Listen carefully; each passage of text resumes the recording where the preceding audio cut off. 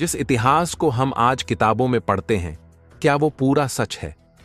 क्या जो हमारे पूर्वजों ने रचा, लिखा और सहेजा, वो सब कुछ आज हमारे पास है? या फिर कोई ऐसा गुप्त अध्याय है जिसे जानबूझकर हमारी चेतना से मिटा दिया गया? भारत एक ऐसा देश है जहां नालंदा से लेकर तक्षशिला तक ज्ञान की नदियां बहा करती थीं, लेकिन समय की आग में कुछ ऐसी रचनाएं जलकर राख हो गईं जिनका आज सिर्फ नाम ही बचा है। और कई तो ऐसे ग्रंथ थे जिनका नाम भी इतिहास के अंधेरे में गुम हो चुका है, जो विज्ञान से लेकर खगोल तक, राजनीति से लेकर समुद्र विज्ञान तक जीवन के हर रहस्य को छूते थे। नमस्कार। इस वीडियो में हम 10 उन प्राचीन ग्रंथों के बारे में बात करने जा रहे हैं जो आज सिर्फ मिथक और मान्यताओं में सिमट कर रह गए हैं, जो कभी हमारे इतिहास, विज्ञान और संस्कृति का अनमोल हिस्सा थे, लेकिन समय, साजिश या सत्ता के चलते इतिहास के पन्नों से ऐसे गायब हो गए मानो कभी अस्तित्व में ही नहीं थे। वेलकम टू रहस्यमय सफर यूट्यूब चैनल। यहां सच्चाई कभी कभी कल्पना से भी ज्यादा अजीब होती है। नंबर 10। क्या आपने कभी सुना है भारत में लिखे गए पहले नाटक का नाम?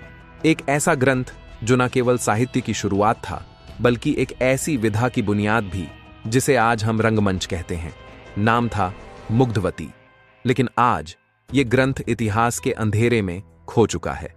पुरातन ग्रंथों में वर्णन आता है कि मुग्धवती संस्कृत भाषा में लिखा गया पहला नाटक था। इसे किसी महान रचनाकार ने उस काल में रचा जब नाट्यशास्त्र अभी शैशव अवस्था में था। कई विद्वान इसे भरत मुनि के नाट्यशास्त्र से भी प्राचीन मानते हैं। इस ग्रंथ की सबसे रहस्यमयी बात यह है कि इसका न तो कोई पूरा पांडुलिपि रूप आज उपलब्ध है और न ही किसी संग्रहालय या ग्रंथालय में इसकी प्रामाणिक प्रति।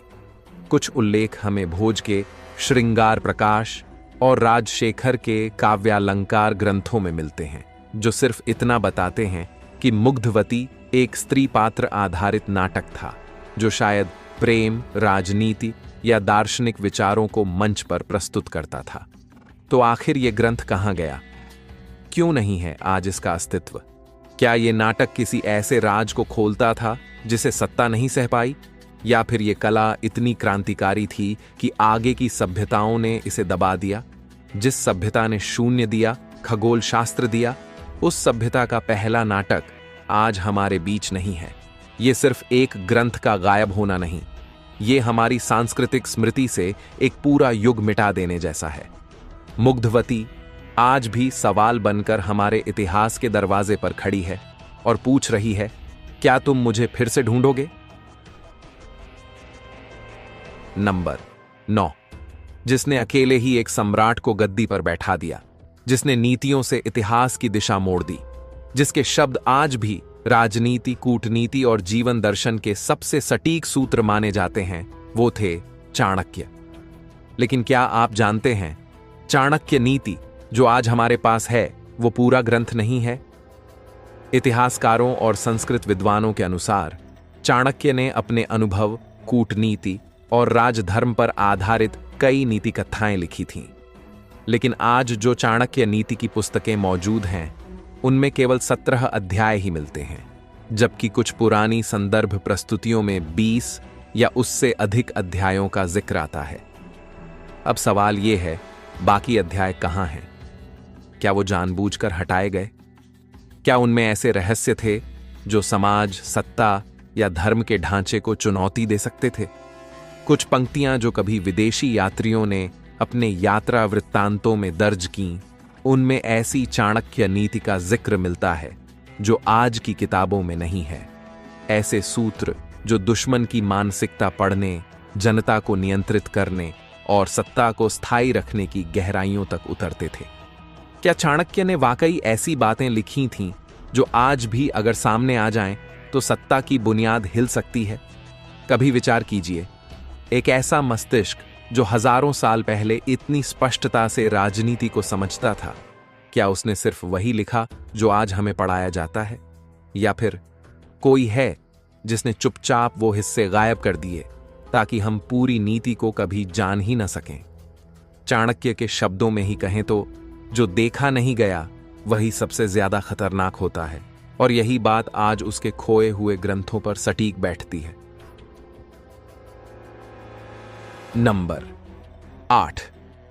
अगर कोई ग्रंथ भविष्य की घटनाओं को पहले ही लिख दे, अगर उसमें राजाओं का नाम, युद्धों का समय, यहां तक कि आधुनिक युग की झलक तक दर्ज हो, तो क्या उसे जनता के सामने खुला छोड़ दिया जाएगा? हम बात कर रहे हैं भविष्य पुराण की, जिसे वेद व्यास ने रचा था। एक ऐसा ग्रंथ जो न सिर्फ इतिहास, धर्म और संस्कृति को जोड़ता है, बल्कि भविष्य की घटनाओं का ऐसा दस्तावेज है जिसकी मिसाल कहीं और नहीं मिलती। लेकिन आज यह ग्रंथ अपूर्ण है। जो भाग हमारे पास हैं, वे भी इतने चौंकाने वाले हैं कि विश्वास करना मुश्किल होता है। कुछ अंशों में विदेशी आक्रमणों, अंग्रेजों के शासन, यहां तक कि 21वीं सदी की परिस्थितियों तक का जिक्र मिलता है। अब सवाल यह है, अगर हमारे पास इतने गहरे भविष्यवक्ता ग्रंथ के कुछ अंश हैं, तो बाकी क्यों नहीं? पुराने शास्त्रों में जिक्र आता है कि भविष्य पुराण में प्रलय, महायुद्ध और राजनीतिक पतन जैसी घटनाओं की स्पष्ट भविष्यवाणी की गई थी। कई विद्वानों का मानना है कि इसके कुछ खंड सदियों पहले ही दबा दिए गए, क्योंकि वे सत्ता, धर्म और समाज के ढांचे को अस्थिर कर सकते थे। कुछ पांडुलिपियों का जिक्र तिब्बती और दक्षिण भारतीय संग्रहों में हुआ है, लेकिन उनकी पुष्टि आज तक नहीं हो पाई। सोचिए, अगर कोई ग्रंथ पहले ही दुनिया की दिशा बता दे, तो क्या वो आम जनता को थमा दिया जाएगा, या फिर उसे इतिहास से मिटा दिया जाएगा ताकि लोग सवाल पूछना ही बंद कर दें? भविष्य पुराण आज भी अधूरा है, लेकिन उसका अधूरापन ही सबसे बड़ा सवाल है, क्योंकि कुछ सच इतने तीखे होते हैं कि उन्हें छुपाना ही सबसे आसान तरीका बन जाता है। नंबर 7। कभी आपने कल्पना की है, अगर ज्ञान को सूत्रों में बांध दिया जाए इतना गहराई से कि ब्रह्मांड का हर सवाल उसमें छिपा हो, तो क्या वो ग्रंथ हर किसी को पढ़ने दिया जाएगा? हम बात कर रहे हैं एक ऐसे रहस्यमयी ग्रंथ की जिसका नाम है प्रज्ञा सूत्र। यह ग्रंथ बौद्ध परंपरा से जुड़ा था, पर इसकी गहराई सिर्फ बौद्ध धर्म तक सीमित नहीं थी। प्रज्ञा यानी परम बुद्धिमत्ता और सूत्र यानी धार्मिक ग्रंथ। कहा जाता है कि इस ग्रंथ में ब्रह्मांड, चेतना, पुनर्जन्म, ध्यान की चरम अवस्था और अंतरिक्षीय सत्ता तक के जटिल सिद्धांत वर्णित थे। लेकिन आज ये ग्रंथ कहीं नहीं है। इतिहास में इसका उल्लेख मिलता है, विशेष रूप से महायान बौद्ध ग्रंथों में। कुछ चीनी और तिब्बती यात्रियों ने अपने यात्रा विवरण में इस ग्रंथ का जिक्र किया है। कहा गया कि यह ग्रंथ नालंदा और विक्रमशिला जैसे प्राचीन विश्वविद्यालयों में पढ़ाया जाता था, लेकिन जब इन स्थानों को जला दिया गया तो प्रज्ञा सूत्र भी जल गया या जला दिया गया। क्या इसमें कोई ऐसा ज्ञान था जो मानवीय चेतना को सीमाओं से परे ले जा सकता था? क्या इसकी शिक्षा इतनी शक्तिशाली थी कि राजनैतिक ताकतें उसे खतरनाक मान बैठीं?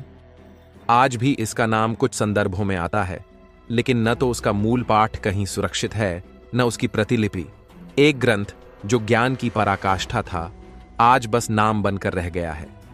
और ये नाम ही सवाल खड़ा करता है, क्या कोई ऐसा ग्रंथ वाकई मिटाया गया, या इंसान को उसकी असली चेतना से दूर रखने की यह सबसे गुप्त योजना थी?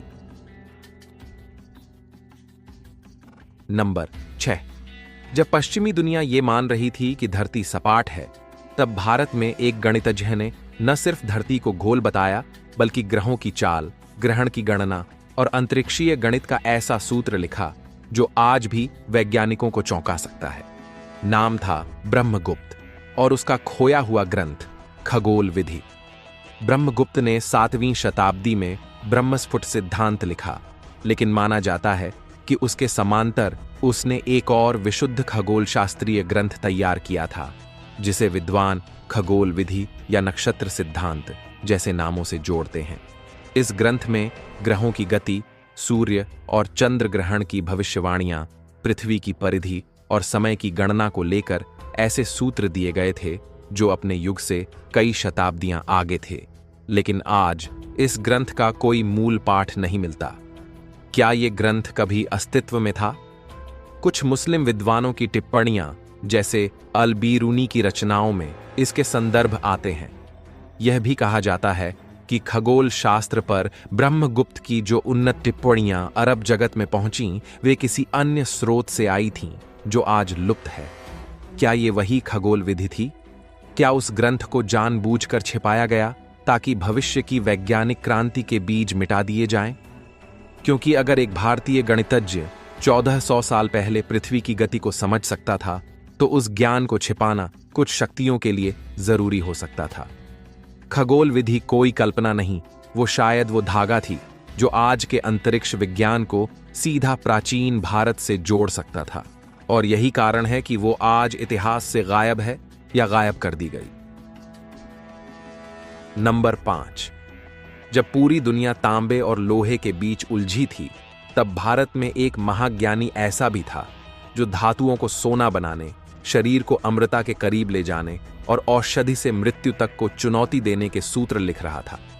नाम था नागार्जुन। और जिन ग्रंथों की हम बात कर रहे हैं वो हैं उनके रहस्यमय रसायन ग्रंथ जो आज इतिहास से लगभग लुप्त हो चुके हैं। नागार्जुन न सिर्फ रसायनज्ञ थे बल्कि तंत्र, खगोल, आयुर्वेद और योग के ज्ञाता भी। उनके रसायन ग्रंथों में धातु परिवर्तन, जीवनवर्धक रसों की संरचना और अलौकिक प्रयोगों का वर्णन था। कहा जाता है कि उनके प्रयोगों में पारा को स्थिर करना, रस सिद्धि द्वारा शरीर की रोग प्रतिरोधक क्षमता बढ़ाना और नवीन धातु संरचना जैसी विधियां शामिल थीं। ऐसे ग्रंथों के नामों में रस रत्नाकर, रसेंद्र मंगला और कक्षपुट तंत्र जैसे ग्रंथ आते हैं। लेकिन इनमें से कई या तो पूर्ण रूप से उपलब्ध नहीं हैं या सिर्फ नाम मात्र संदर्भों में बचे हैं। इतिहास में ऐसा क्यों हुआ? क्या इन ग्रंथों का ज्ञान इतना आगे था कि उसे आम लोगों से छिपा देना ही सही समझा गया? क्या इसमें दर्ज रसायन विज्ञान उस काल के सामाजिक या धार्मिक ढांचे के लिए खतरा बन सकता था?